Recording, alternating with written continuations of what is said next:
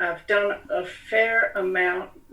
It's hard to say what's volunteer and what was part of my paid job, Oh, because well, I've done a lot through Presbytery and conference in the national church with First Nations issues. mm-hmm. Um, we, I was a witness with a number of United Church and other people for the Alberni Indian Residential School trial, which lasted 3 years.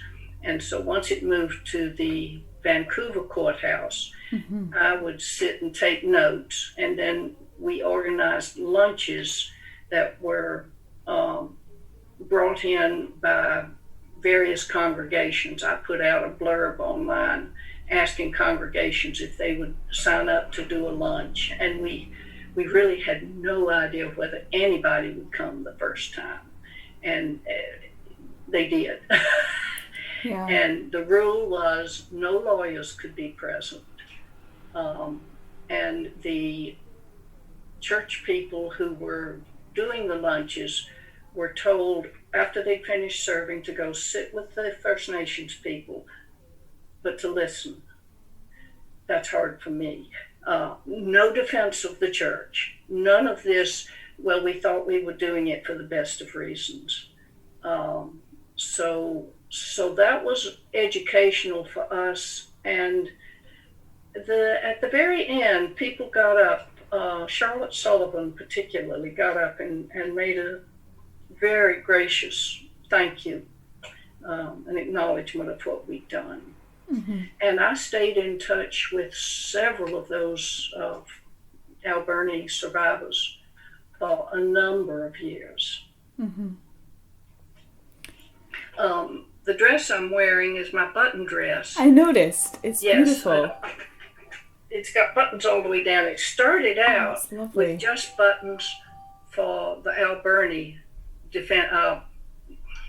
plaintiffs, yeah. the Alberni plaintiffs, and the black button is for one who committed suicide during the. Well, it was very, very stressful to go back and talk about as a little boy being gotten up in the middle of the night and raped. Yeah. And so I started sewing buttons on for every First Nation story I heard. I got permission, and one guy wouldn't give permission. One guy pulled a button off of his shirt right then and there and gave it to me. So I have, close to 300 buttons. Oh, it's beautiful. It's heavy. It's heavy in both senses of the word. Oh, absolutely. Because it represents a tremendous amount of pain. Yeah. Yeah, and very symbolic as well, because that is pain that we wear, that it's our responsibility to wear by listening and receiving that. Could you talk more about that time for the church and for the United Church faith community, and how that part of our history influenced how we see ourselves as a church? When I would do workshops both on the residential schools and on land claims, the almost uniform response I got was, well, it's time for them to move on, them.